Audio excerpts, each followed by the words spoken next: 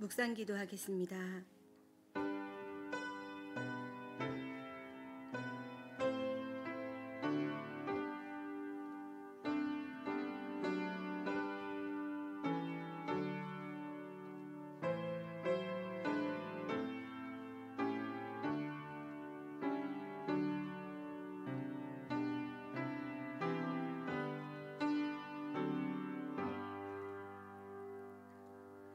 그가 모든 사람을 대신하여 죽으심은 살아있는 자들로 하여금 다시는 그들 자신을 위하여 살지 않고 오직 그들을 대신하여 죽었다가 다시 살아나신 이를 위하여 살게 하려 함이라. 아멘. 사랑하는 하나님, 감사드립니다. 정해진 시간이 되어 하나님께 예배드릴 수 있도록 저희들을 불러 모아주신 것 감사드립니다. 하나님, 이 소중한 시간이 하나님 앞에서 그리고 저희 인생들에게 무의미한 시간 되지 아니하도록 역사하여 주시옵소서. 저희들이 온 마음을 다하여 주를 예배드리는 복된 시간 되기를 소원합니다. 특별히 항존직 훈련으로 모인 시간입니다. 하나님, 항존직으로 새빛교회 항존직으로 부름받은 귀한 성도 한 분 한 분 하나님께서 이 시간에 말씀하여 주시는 것이 나를 향한 주의 음성인 줄 알아 듣고 깨닫고 살아낼 수 있는 역사를 허락하여 주시기를 원하옵고 예수 그리스도의 이름으로 기도드립니다. 아멘. 사도신경 하시겠습니다. 나는 전능하신 아버지 하나님 천지의 창조주를 믿습니다. 나는 그의 유일하신 아들 우리 주 예수 그리스도를 믿습니다. 그는 성령으로 잉태되어 동정녀 마리아에게서 나시고 본디오 빌라도에게 고난을 받아 십자가에 못 박혀 죽으시고 장사된 지 사흘 만에 죽은 자 가운데서 다시 살아나셨으며 하늘에 오르시어 전능하신 아버지 하나님 우편에 앉아 계시다가 거기로부터 살아있는 자와 죽은 자를 심판하러 오십니다. 나는 성령을 믿으며 거룩한 공교회와 성도의 교제와 죄를 용서받는 것과 몸의 부활과 영생을 믿습니다. 아멘. 찬송가 449장 드리시겠습니다.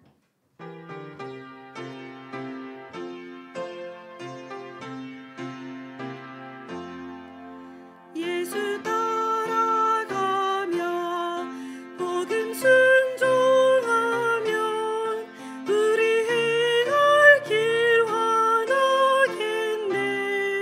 주를 의지하며 순종하는 자를 주가 늘 함께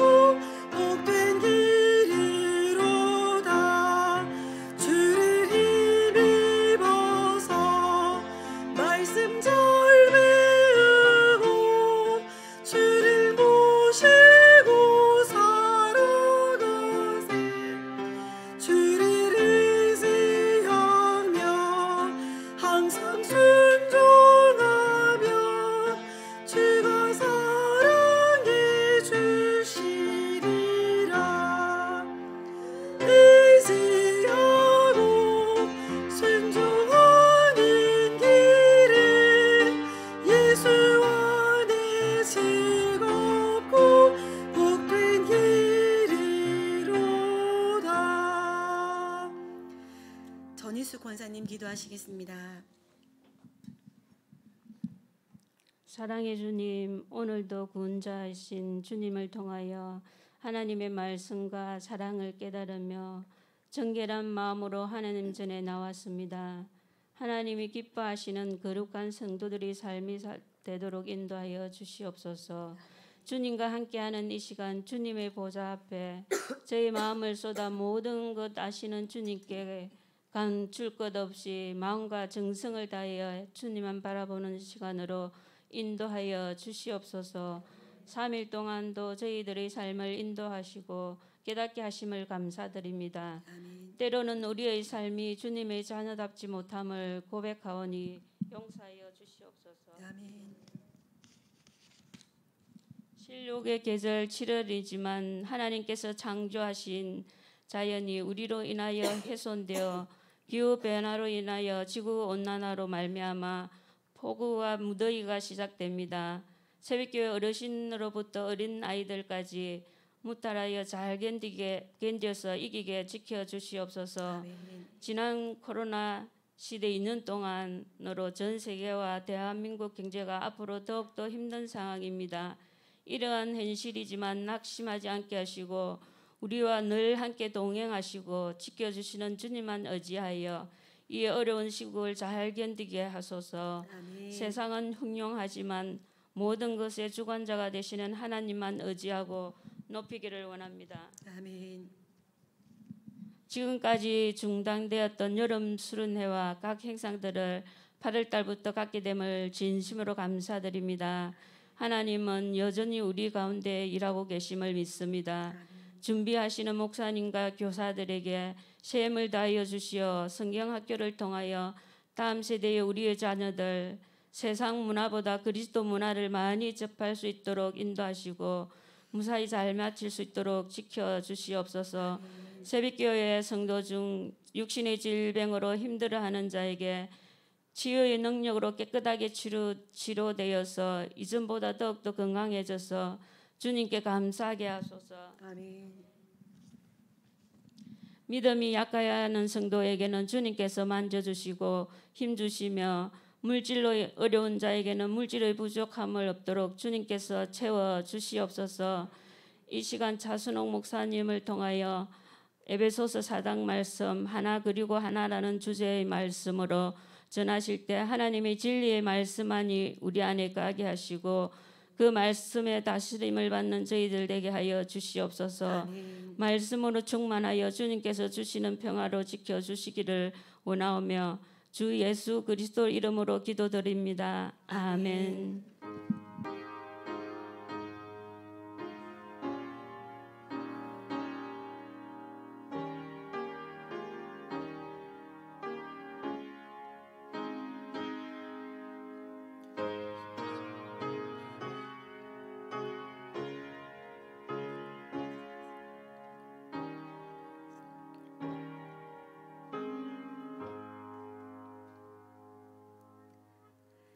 에베소서 4장 1절에서 16절 말씀 보시겠습니다.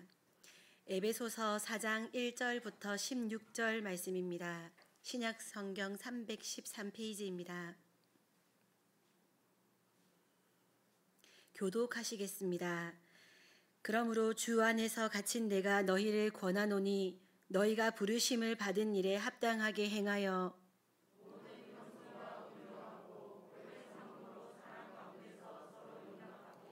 평안에 매는 줄로 성령이 하나 되게 하신 것을 힘써 지키라.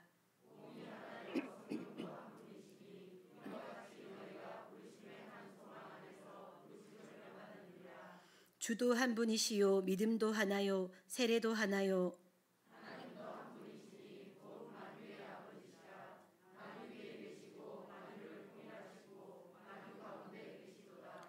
우리 각 사람에게 그리스도의 선물의 분량대로 은혜를 주셨나니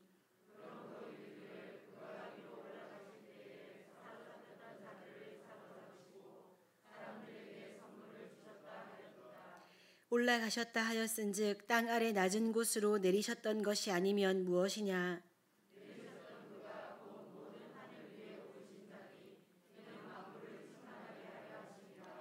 그가 어떤 사람은 사도로, 어떤 사람은 선지자로, 어떤 사람은 복음 전하는 자로, 어떤 사람은 목사와 교사로 삼으셨으니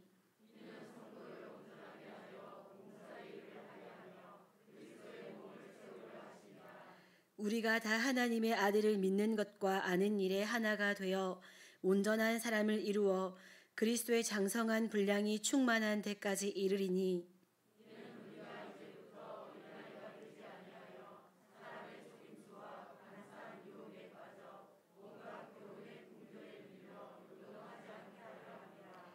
오직 사랑 안에서 참된 것을 하여 범사에 그에게까지 자랄지라.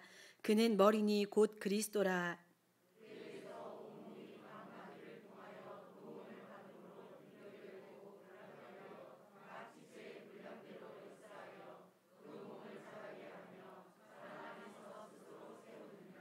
아멘. 오늘 본문은 사도 바울이 에베소 교회에 보낸 편지의 일부입니다. 에베소서를 쓸 때 사도 바울은 로마에 있는 감옥에 갇혀 있는 상황이었습니다.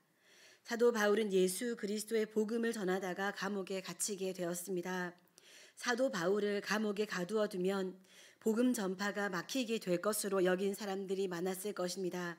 그런데 사도 바울이 감옥에 있었던 기간은 복음 전파의 공백기가 아니었습니다. 요셉이 감옥에 있는 동안 하나님께서는 그것을 통해서 요셉을 단련시키시고 다양한 조건들을 갖추게 하셨습니다. 감옥에서의 그 시간 때문에 요셉의 인생이 막히고 다치고 무너진 것이 아니라 오히려 대제국의 총리로 세워지도록 하는데 아주 중요한 시기였던 것처럼 사도 바울은 옥에 갇혔지만 하나님께서는 그 감옥 안에서도 바울을 통해 복음이 안정적으로 확장되게 하셨습니다. 사도 바울은 로마 시민이었기 때문에 로마 감옥 안에서도 편지를 쓸 자유가 있었고 이 편지들은 로마가 닦아놓은 실크로드를 통해서 쉽게 전달될 수 있었습니다. 지난 바울의 전도 여행 때 이미 복음을 받아들여서 세워진 교회들은 바울 사도가 감옥에서 보낸 편지를 통해 건강한 신앙으로 재정립되는 눈에 보이고 살아있는 복음의 활동이 활발히 전개되었습니다. 또한 그 서신서들이 성경이 되어서 오늘날까지 믿음의 자자손손에게 영적으로 감동을 주게 된 것은 하나님께서 바울이 감옥에 들어간 사건이 하나님의 실수나 혹은 하나님이 사탄에게 졌거나 하나님의 계획에 차질이 생긴 것이 아니라 아주 특별한 하나님의 섭리였음을 고백할 수밖에 없습니다. 사도 바울은 감옥에 들어가기 전까지 1차 전도여행, 2차 전도여행, 3차 전도여행을 다니면서 복음을 전하고 복음을 통해 많은 교회를 세우는 등 멈추지 않는 복음 전파의 삶을 살았습니다. 이제 감옥에 갇히자 사도 바울은 감옥 안에서 복음을 전한 후에 떠나온 성도와 교회들을 생각하며 편지를 쓰는 것으로 교회가 복음 위에서 흔들림 없이 건강하게 성장하도록 돕는 사역에 집중할 수 있었습니다. 멈추지 않았습니다. 자신에게 맡겨진 것에 최선을 다했습니다. 이때 바울 사도가 쓴 편지들은 세 개의 교회와 한 명의 그리스도인에게 전달되었는데 그것이 에베소서, 빌립보서, 골로새서, 빌레몬서입니다. 당시 에베소 교회, 빌립보 교회, 골로새 교회 그리고 빌레몬이라는 그리스도인에게 쓴 편지 이 네 편을 옥중서신이라고 부릅니다. 에베소 교회는 사도 바울이 3년간 머물면서 온 힘을 다 기울여서 개척한 교회였는데 사도 바울이 로마의 감옥 안에 있었을 때 에베소 교인들을 생각하며 적은 편지가 바로 이 에베소서입니다. 에베소서는 크게 두 부분으로 나누어집니다. 에베소서 전반부인 1장부터 3장까지는 교회론을 중심으로 한 교리가 설명되고 4장부터 6장까지는 앞서 3장까지 설명한 교리를 바탕으로 한 실천적인 덕목이 권면됩니다. 신앙생활의 실천적 덕목을 설명하는 4장의 첫 단락인 1절부터 16절 오늘 본문 말씀은 교회의 기본적인 속성인 통일성과 다양성의 기초를 두고 말씀을 진행합니다. 이 16절까지 말씀도 또 두 부분으로 나누어집니다. 첫 번째 부분인 1절부터 6절까지는 통일성에 대한 부분입니다. 성도는 그리스도 안에서 한 분 하나님의 부르심을 받고 한 소망을 가졌으며 한 성령으로 한 믿음과 한 세례를 통해 한 몸이 되었습니다. 그러므로 성도는 성령을 통해 실현된 교회의 하나됨을 지키기 위해 힘써야 합니다. 두 번째 부분은 7절에서 16절까지인데 교회의 다양성에 무게를 둔 설명이 이어집니다. 그리스도께서 성도 각자에게 분량에 따라 은사를 주시고 그들을 다양한 직분자로 세우셨다고 말씀합니다. 이렇게 각각 다른 은사를 지닌 직분자로 세우신 목적은 성도가 그리스도의 몸으로서 유기적으로 연결되어 하나됨을 이루고 그리스도의 충만하신 분량에까지 이르도록 온전하게 하시기 위함입니다. 오늘은 세빛교회 항존직 훈련으로 본문을 통해 교회의 통일성과 다양성에 기초한 하나됨에 대해 생각해 보겠습니다. 먼저 본문 1절에서 6절을 통해 교회의 하나됨, 통일성의 영역을 생각해 보겠습니다. 1절에서 바울은 사도가 아닌 죄수로서 권면의 말씀을 시작합니다. 바울 사도는 앞서 1장을 시작하면서 자신에 대해 소개할 때 자신을 하나님의 뜻으로 말미암아 그리스도 예수의 사도된 바울이라고 소개했습니다. 자신의 사도권을 제시하되 그것은 인간에게서 비롯된 것이 아니라 하나님에게서 비롯된 것이라고 주장했습니다. 그런데 4장을 시작하면서 바울 사도는 또다시 자신이 누구인지를 밝힙니다. 자신은 지금 갇힌 자, 곧 죄수라고 말합니다. 앞서 서신서를 시작하면서 발신인인 자신이 누구인지 분명히 설명을 하고 시작했는데 그러니 다시금 자신이 갇힌 자로 이 서신서를 적고 있음을 굳이 반복해서 말할 필요가 없을 것 같은데 혹은 처음부터 자신이 죄수의 신분에 있다고 밝히고 시작했으면 됐을 텐데 바울 사도는 1장에서 자신을 소개하고 다시금 이 시점에 자신이 갇힌 자로 이 서신서를 적고 있다고 말씀합니다. 바울은 지금 자신이 죄수로서 부르심을 받았고 그 부르심에 합당하게 행하고 있습니다. 바울은 교회에서 높은 자로 여겨졌을 법한 사도가 아니라 사회의 가장 낮은 자로 여겨지는 죄수로서 너희를 권한다라고 말합니다. 다양한 의도가 있겠지만 한 가지 바울의 의도는 교회에는 높은 자와 낮은 자가 따로 없으며 아무리 사회적으로 낮은 자라 하더라도 다른 이들에게 주의 말씀을 권면할 수 있는 누구나 동등한 공동체다. 교회라는 곳은 그런 곳이다 라는 것을 강조하기 위해서 자신이 죄수임을 밝혔던 것 같습니다. 1절에서 사도는 부르심을 받은 일에 합당하게 행하라 라는 표현을 사용하고 4절에서 그 부르심의 한 소망 안에서의 부르심이라고 더 구체적으로 설명합니다. 성도 각자가 다양한 부르심을 받은 것 같지만 그 모든 부르심이 하나의 소망으로 묶여 있음을 나타냅니다. 바울 사도는 몸, 성령, 소망, 주, 믿음, 세례, 하나님 총 7개의 단어를 제시하며 하나됨을 강조합니다. 특히 하나님은 우주 모든 만물 위에 계시고 그것을 통일하시고 그 가운데 계신 분이라고 6절에서 말씀합니다. 이것은 교회의 하나됨이 세상의 모든 것, 인간의 정치, 경제, 사회, 문화뿐만 아니라 모든 물질계와 영적 세계까지 이르는 모든 것을 다스리시는 하나님의 통치와 직접 연관되어 있다는 선언입니다. 교회가 하나 되는 것이 하나님의 통치와 직접 연관이 있다라는 선언입니다. 바울 사도는 하나님이 세상을 다스리고 계심을 나타내기 위해서 가장 중요한 것이 바로 교회가 하나 되는 것이라고 주장합니다. 사실 바울 사도가 지금 이렇게 죄수가 된 이유는 유대인과 이방인이 예수 그리스도 안에서 하나가 되게 하기 위함이었습니다. 그는 자기가 개척한 이방인 교회들을 통해서 기근으로 고통당하고 있는 예루살렘 교회를 돕는 연보를 하자고 그것을 통해 교회가 하나임을 드러내자고 독려했습니다. 그렇게 거둔 연보를 목숨 걸고 예루살렘으로 가지고 들어가 교회에 전달했고 그 과정에서 체포되어 죄수가 되고 말았습니다. 바울에게 교회가 하나 되는 이 사역은 자신의 생명을 걸 만한 가치가 있는 일, 아니 그 차원을 넘어서서 지금 자신을 부르신 하나님의 부르심의 목적이다 라고 여겼습니다. 바울 사도는 교회의 연합, 하나됨을 위해 자신의 모든 것을 내던졌습니다. 그 증거가 자신이 지금 죄수의 신분에 있다는 것입니다. 그는 2절, 3절을 통해서 모든 겸손, 온유, 오래 참음, 사랑, 용납, 평안 등으로 설명하는 성령의 하나 되게 하심을 힘써, 즉 노력해서, 애써서, 부지런히 수고해서 지켜내야 한다고 이야기합니다. 모든 막힌 담을 허물고 화평하게 하기 위해서 예수 그리스도께서 오셨습니다.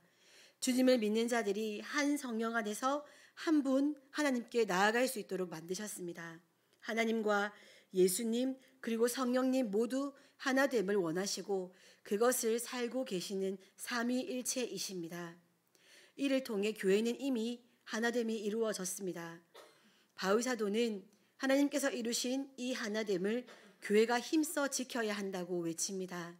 하나됨은 힘써 지키지 않으면 허물어지기 쉽기 때문입니다. 하나가 되는 일은 자연스럽게 그냥 가만히 있으면 저절로 이루어지는 일이 아닙니다. 분명히 교회의 구성원들은 서로 각자가 다른 부르심을 받은 사람들입니다. 서로 다른 사람들에게 하나가 되라는 사명이 주어졌습니다. 아니 하나가 되게 해놓았으니 그것을 힘써 지켜야 한다는 요구가 주어졌습니다. 이 사명에 순종하기 위해서는 많은 노력이 필요합니다. 교회 안에서 다른 지체들과 하나가 되는 일은 성령께 그 일을 의탁하는 가운데 우리 자신도 의지를 가지고 힘써 노력할 때 가능합니다. 철이 철을 날카롭게 하는 것 같이 사람이 그 친구의 얼굴을 빛나게 한다고 잠언 27장 17절에서 말씀합니다.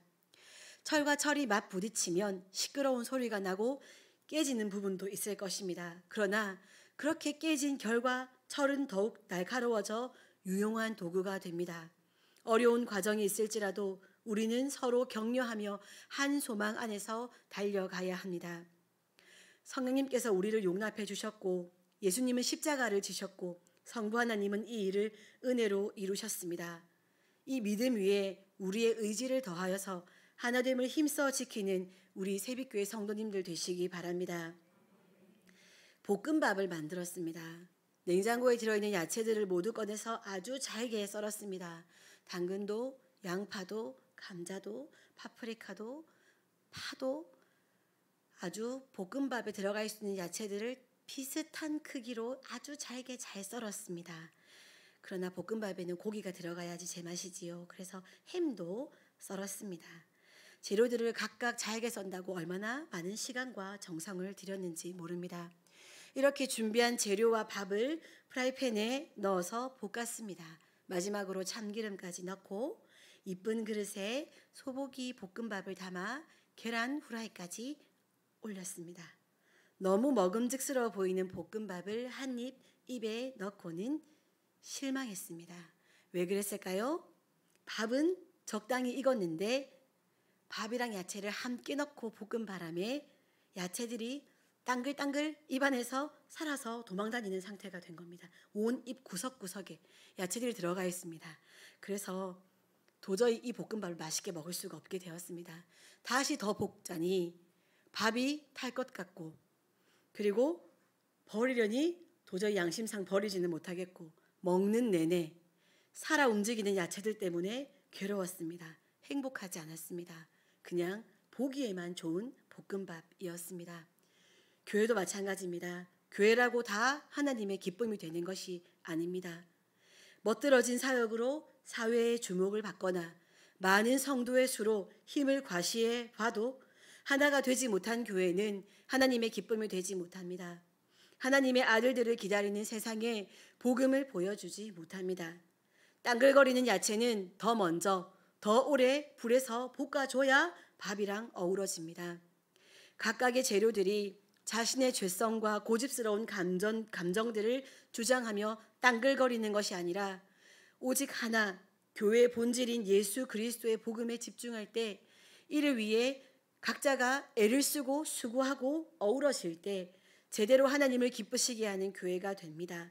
하나님께서 받으시기에 합당한 공동체가 됩니다. 우리 다 함께 고린도전서 1장 10절 말씀을 읽어보겠습니다. 스크린을 보시고 다 함께 읽으시면 되겠습니다. 시작. 형제들아, 내가 우리 주 예수 그리스도의 이름으로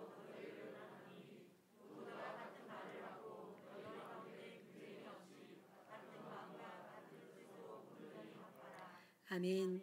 이 한 절 말씀에 같은이라는 단어가 3번 반복됩니다. 유대인들에게 반복이 무슨 뜻인지 여러 번 들어보셨지요? 강조하기 위해 사용하는 방법이 반복입니다. 그런데 3번이나 반복하고 있다는 것은 그만큼 이 말씀이 중요하다는 뜻이겠지요. 여기서 말씀하는 같은이라는 말은 획일성을 말씀하는 것이 아닙니다.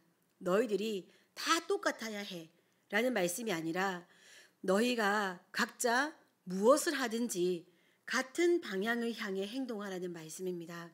예수 그리스도에 대한 같은 복음을 말하고 복음을 향한 같은 마음과 같은 소원을 가지라는 의미입니다. 많은 교회가 하나가 되지 못하는 것은 그 이유는 예수 그리스도의 생각이 아닌 사람의 생각을 따르기 때문이고 예수 그리스도를 생각하기보다 사람들을 더 우선하여 생각하기 때문이고 예수 그리스도에게 속하지 않고 사람에게 속했기 때문이고 예수 그리스도를 섬기는 것이 아니라 사람을 섬기기 때문입니다. 예수 그리스도에게 집중하는 것이 아니라 사람들에게 집중하고 있기 때문입니다. 사랑하는 성도 여러분, 우리가 봐야 할 곳은 예수 그리스도 한 분입니다. 왜냐하면 하나님께서 아담 이후로 죄된 우리를 구원하시기 위해 주신 유일한 방법이 예수 그리스도이시기 때문입니다. 그분이 우리의 머리이시기 때문입니다. 몸 중에 뇌의 지시를 받지 않고 움직이는 몸이 어디 있겠습니까? 그분이 우리의 머리이시기 때문에 우리는 그분에게 집중하고 그분의 의지에 따라 움직여야 합니다. 거기에 집중하지 않으면 그 외에 다른 모든 방법들은 죄이고 사망입니다. 예수 그리스도께 집중할 때 우리는 하나가 될 수 있습니다. 이를 위해 애를 써야 합니다. 예수님께서 무엇을 말씀하셨고 어떤 선택을 하셨고 어떤 삶을 사셨는지 성경이 말씀해 주시는 예수 그리스도, 이 예수님이 우리에게 복음이고 이 복음만을 바라보며 간다면 그 방향을 따라 걷는 이들이 1명, 2명, 3명, 4명 모여서 아름다운 그리스도의 몸 하나의 공동체가 될 것입니다. 이제 두 번째로 7절에서 16절을 통해 교회의 다양성에 대해 생각해 보겠습니다. 교회는 다양한 존재가 각자의 특성을 유지하면서도 하나로 연합한 공동체다. 이것이 바울 사도께서 가르치는 교회론의 핵심입니다. 바울 사도는 교회의 통일성이 경직되고 획일화된 개념이 아니라 역동적인 개념임을 보여줍니다. 사실 이것은 바울 사도만의 아주 독특한 관점이 아닙니다. 사람이 타락하여 죄된 상태가 되기 이전, 아담이 선악을 알게 하는 나무의 열매를 먹기 전에 세상의 모습이 어땠습니까?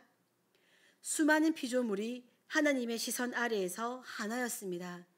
기린이 아담처럼 생겨졌기 때문에 하나였던 것이 아닙니다.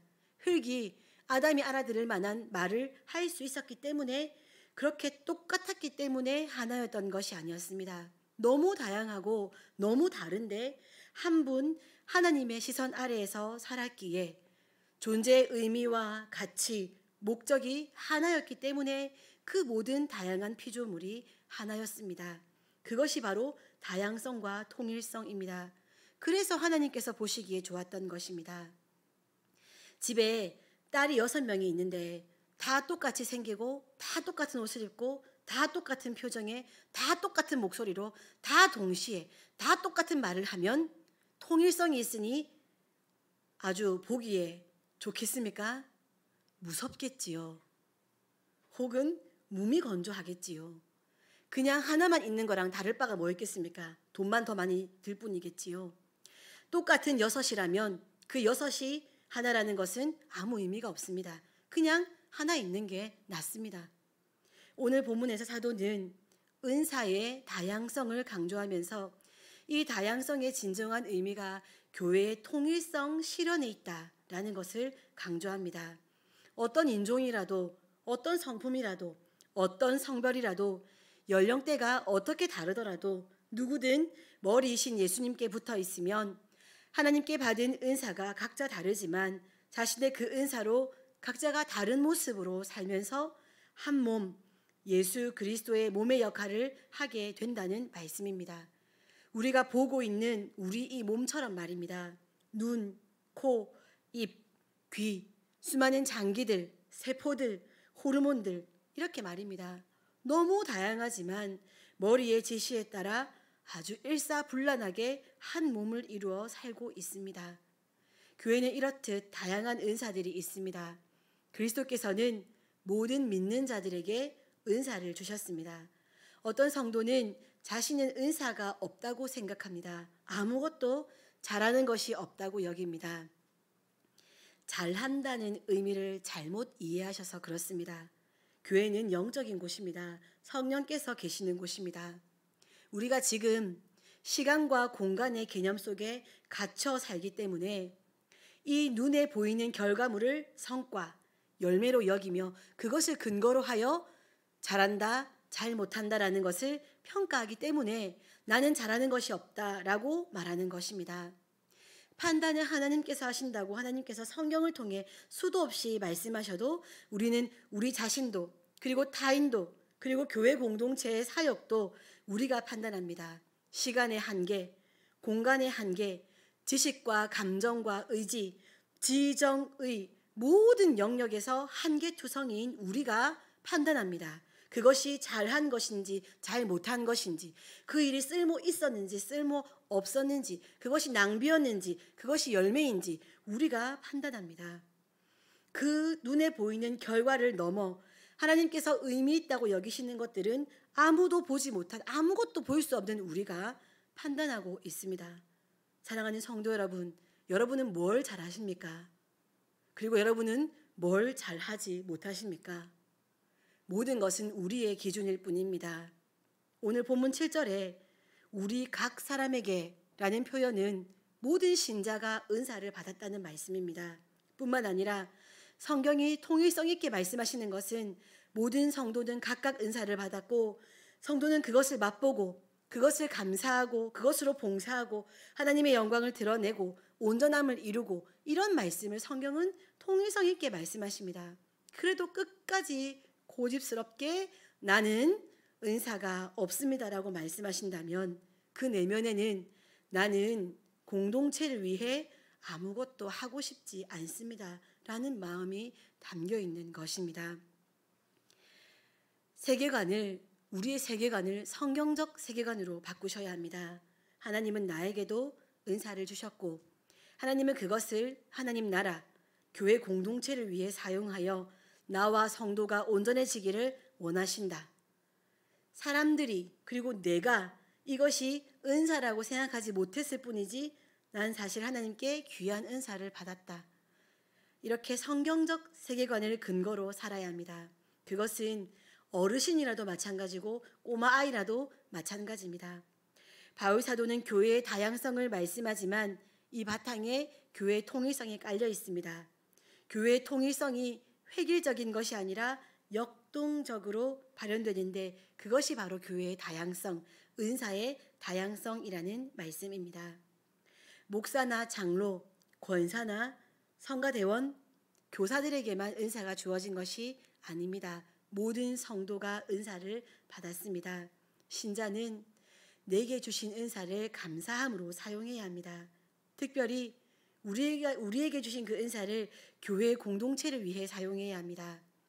다른 사람과는 다른 자기 자신을, 그 독특성을 교회 공동체를 위해 사용하는 우리 모두가 되어야겠습니다.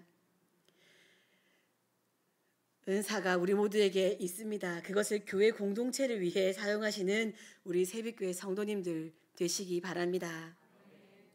오늘 설교 제목은 하나 그리고 하나입니다. 처음 적은 하나는 하나됨, 교회의 통일성의 의미로 적은 것이고 뒤에 있는 하나는 성도 한 명 한 명 각자가 받은 은사의 다양성을 가지고 건강하게 세워져야겠다 하는 의미로 하나입니다.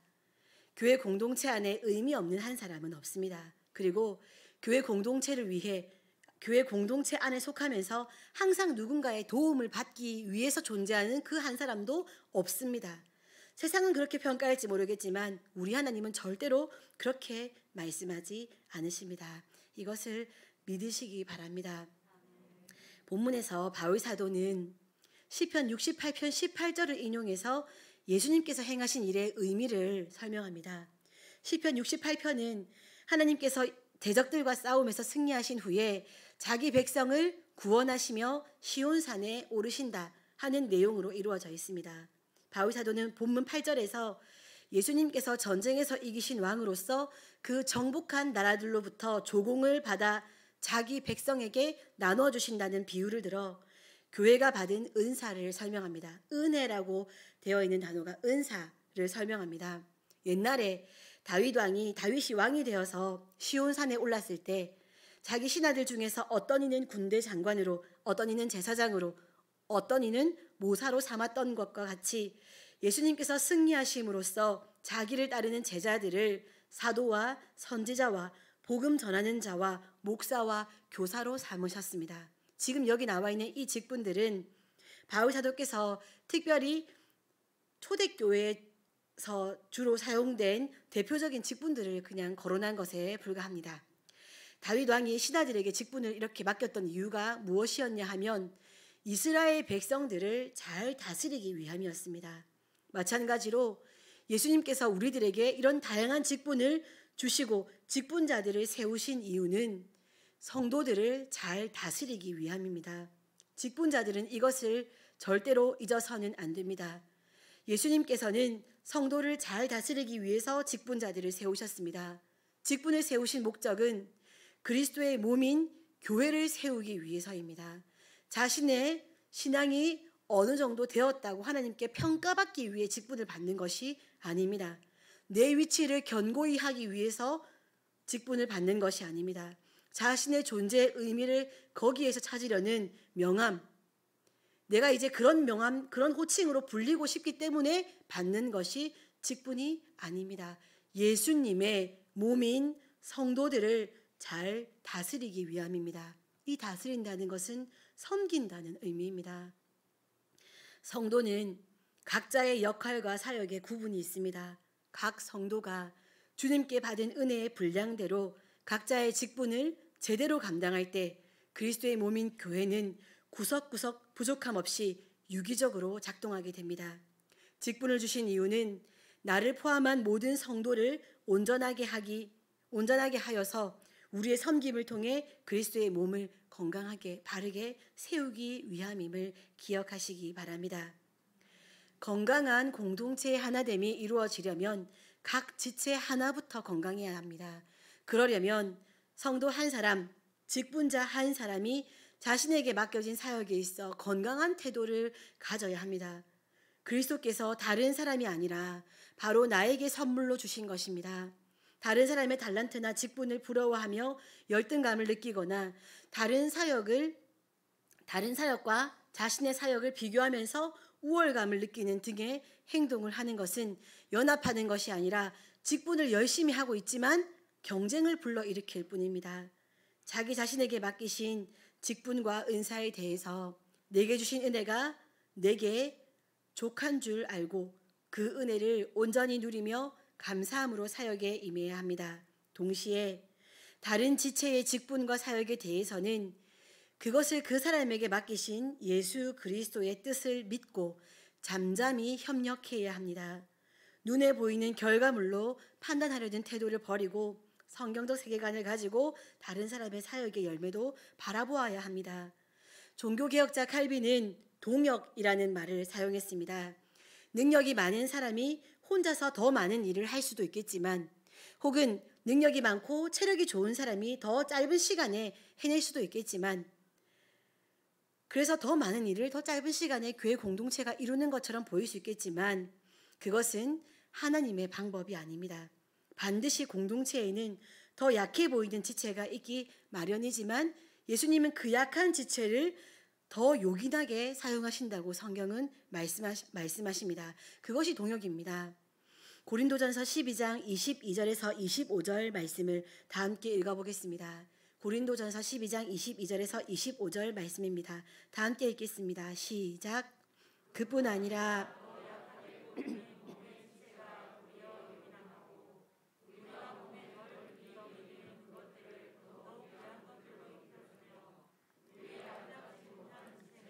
더욱 아름다운 것을 얻느니라. 그런즉 우리의 아름다운 지체는 그럴 필요가 없느니라. 오직 하나님이 몸을 고르게 하여 부족한 지체에게 귀중함을 더하사 몸 가운데서 분쟁이 없고 오직 여러 지체가 서로 같이 돌보게 하셨느니라. 아멘. 성경을 통해 하나님께서 보여주시는 진정한 하나됨은 각 지체가 하나하나의 지체가 자신의 자리에서 자신의 역할을 하는 것입니다. 잘하는 사람이 약한 사람의 것을 빼앗거나 차지하는 방식이 아니라 혹 더디더라도 혹 눈에 보이는 결과물이 적더라도 그것은 미련하고 한계에 갇힌 우리의 판단 기준일 뿐임을 고백하며 직분을 받은 그 사람이 자신의 사역을 위해 수고하는 것이 하나님의 기뻐하시는 방법입니다. 교회 사역에 있어 최소 비용, 최대 효과를 거두겠다 하는 경제 원칙으로 접근하거나 눈에 보이는 결과물이 전부인 것처럼 보는 시선은 지양해야 할 태도입니다. 그랬다면 우리 예수님은 가장 미련한 분이실 것입니다. 우리 같은 사람을 위해 그 위대한 생명을 내어주셨기 때문입니다. 그렇게 큰 사랑을, 그렇게 이해할 수 없고 계산해 볼 수 없는 그 큰 사랑을 받은 사람이라면 우리도 그런 삶을 살아야 합니다. 사랑 많이 받고 자란 사람처럼 살아야 합니다. 그런 바른 동역이 있어야 진정으로 하나 된 교회입니다. 이를 위해 우리는 각자가 자신의 사역의 자리에서 흔들리지 않고 사역하도록 우리 스스로도 열심을 내어야 하고 또 다른 지체를 위해서 돕고 연결되고 결합해야 합니다. 남의 일인 것처럼 그냥 뒷짐지고 있는 것도 아니라는 말씀입니다. 성경은 그리스도에 대한 믿음과 지식에 하나가 되어 온전한 사람을 이루라 라고 말씀하십니다. 이것을 그리스도의 장성한 분량이라고 표현할 수 있습니다. 이 명령의 이면에는 우리 모두가 현재 얼마나 연약한 상태에 있다 하는 것이 담겨 있습니다. 누구랄 것 없습니다. 우리 모두는 젖을 먹는 어린아이처럼 연약합니다. 우리는 아직 장성한 분량에 이르지 못했습니다. 하여 성경은 자라가라고 말씀하십니다. 성도가 혼자 있게 되면 유혹과 시험이 있을 때마다 많이 흔들리게 됩니다. 직분과 사역을 등한히 할 수 있습니다. 잘들 아시지요? 교회 사역을 할 때 혼자 와서 일을 하고 가면 되게 기쁨도 덜하고 외롭고 힘은 더 많이 드는 것 같고 시간 더 오래 걸리는 것 같고 막 그렇지 않습니까? 그런데 함께 모여 사역하면 이야기하며 사역하다 보니 어느새 뚝딱 일은 다 돼 있고 또 즐거웠고 마치면 행복하고 그런 성도가 혼자 있게 두는 것이 아니라 함께 결합하고 연결되어 사역해야 한다는 것입니다. 우리가 모두 연약하기 때문입니다. 무리에서 떨어져 나온 버팔로 새끼는 하이에나에게도 물어뜯깁니다. 그렇게 힘이 없고 약한 것이 우리의 상태입니다. 이 흔들림을 붙잡아 주는 것이 동역하는 공동체입니다. 노르웨이 출신 작가인 올라브 토클이 아프리카 케냐에서 촬영한 사진 한 장이 유명했습니다. 잔뜩 겁에 질려서 나무에 매달려 있는 사자의 사진이었습니다. 이 사자는 500마리가 넘는 버팔로 무리를 쫓고 있었습니다. 무리에서 이탈한 약한 버팔로를 사냥하려는 목적이었습니다. 그런데 동료들을 몰고 온 버팔로가 갑자기 반격하기 시작했습니다. 몸집이 큰 버팔로가 앞으로 나서며 돌진하고 다른 무리가 함께 뒤따르자 사자는 깜짝 놀라 우왕좌왕하며 잔뜩 겁을 먹은 채 가까운 나무 위로 도망쳐 올라갔습니다. 나무에 매달린 사자는 버팔로 무리가 떠날 때까지 1시간 넘도록 나무 위에 머물러 있었다고 사진작가는 당시의 상황을 설명했습니다. 공동체는 이렇게 중요합니다. 혼자 있을 때는 약한 하이에나에게도 물려 죽고 함께 있을 때는 동물의 왕 사자에게도 당당할 수 있습니다. 한 명의 성도가 나일 수도 있습니다. 그 한 명의 성도가 흔들려 넘어지지 않도록 무너지지 않도록 붙잡아 주는 것이 공동체입니다. 그러면 무슨 힘으로 붙잡아 줘야 할까요? 직분을 감당할 수 있는 근본 힘은 머리이신 예수 그리스도에게서 나옵니다. 그리스도의 몸인 각 지체는 그리스도와 연결되어서 그리스도의 이끄심을 따라야 합니다. 그리스도와 교제하는 가운데 우리의 직분을 감당할 때 우리가 직분을 감당하며 나오는 열매가 그리스도의 것이 되는 것입니다. 그리스도가 드러나게 되는 것입니다. 한 사람의 지체가 그리스도께 집중할 때 그 하나하나가 연결되고 결합되어 도움을 주고 받으며 서로 연결하여 온전한 몸을 이루게 됩니다. 말씀 마무리하겠습니다. 짧은 예화 영상을 한 편 보시겠습니다. 아주 짧습니다. 잠시 보시겠습니다.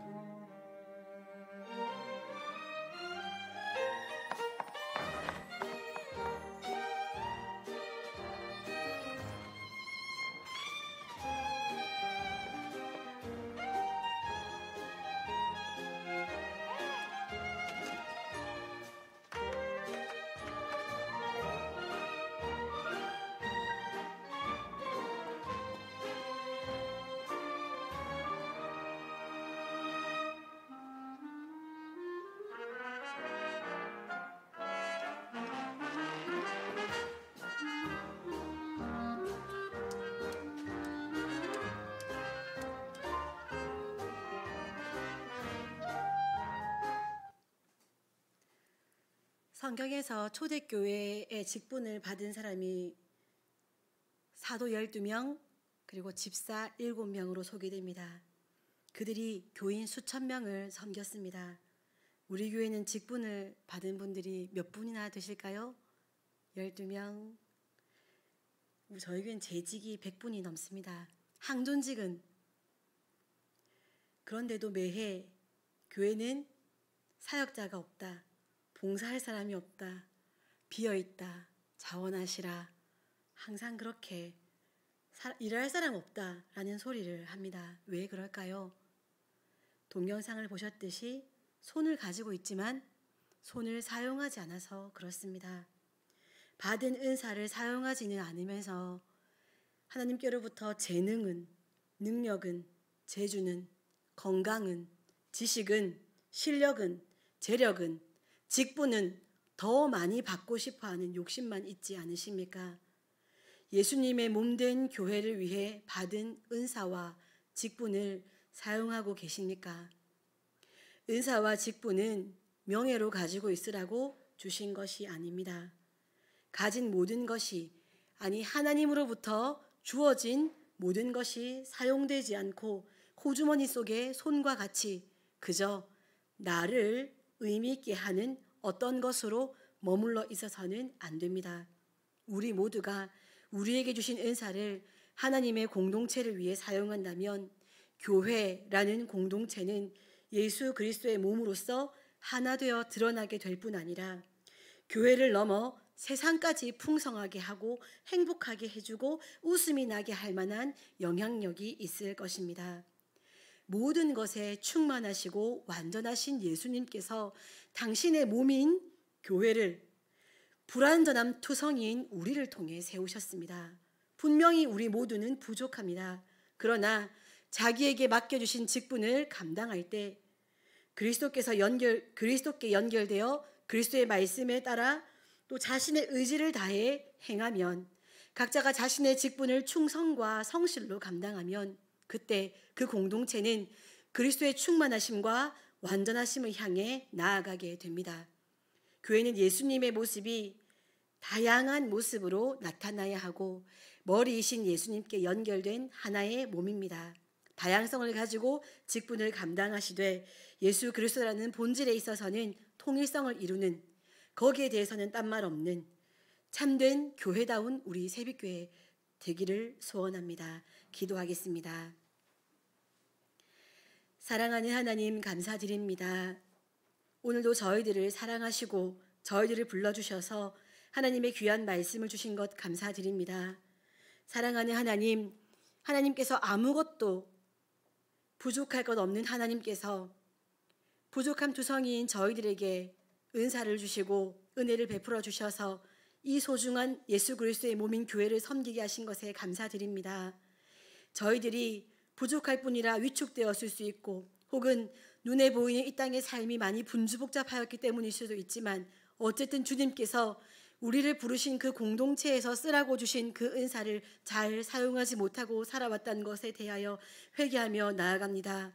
이제부터 사랑하는 하나님, 저희에게 주신 건강을, 저희에게 주신 지혜를, 지식을, 목소리를, 저희들의 모든 시간을, 물질을, 정성을 저희를 부르신 이 공동체에서 사용할 수 있는 저희 모두가 되게 하여 주십시오. 특별히 새빛교회에서 항존직으로 세워졌다면 이 새빛교회 공동체를 위하여서 나에게 허락된 그 모든 것을 감사함으로 사용할 수 있게 하시고, 이를 통해 새빛교회가 풍성한 열매를 맺는 것을 바라보며 하나님께 영광 올려드리고 그 영광 받으신 하나님 바라보며 기뻐하는 항존직 될 수 있도록 새빛교회 항존직이 더욱 열심히 있게 하시고 허락하여 주신 손을 사용하는 항존직 될 수 있도록 인도하여 주시옵소서.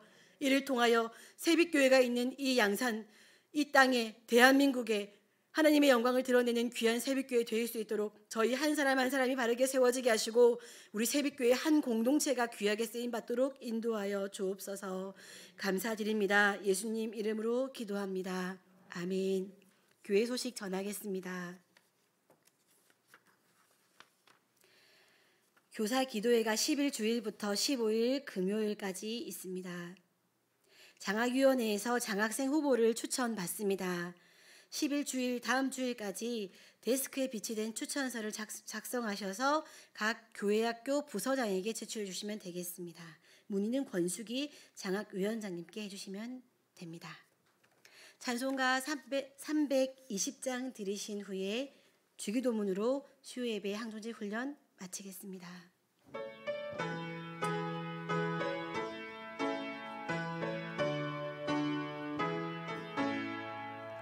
나의 죄를 정케 하사 주의 이끈 삼으신 구세주의 넓은 사랑 항상 찬송합니다. 나를 이끈 삼으신 주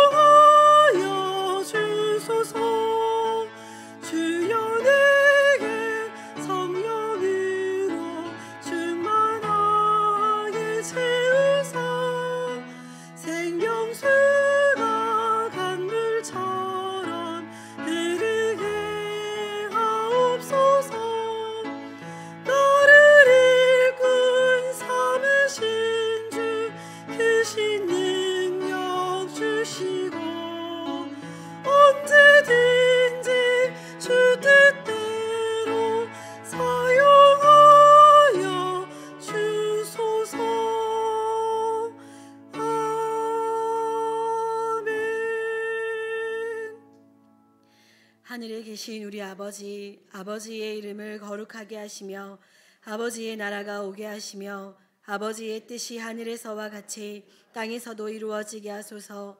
오늘 우리에게 일용할 양식을 주시고 우리가 우리에게 잘못한 사람을 용서하여 준 것 같이 우리 죄를 용서하여 주시고 우리를 시험에 빠지지 않게 하시고 악에서 구하소서.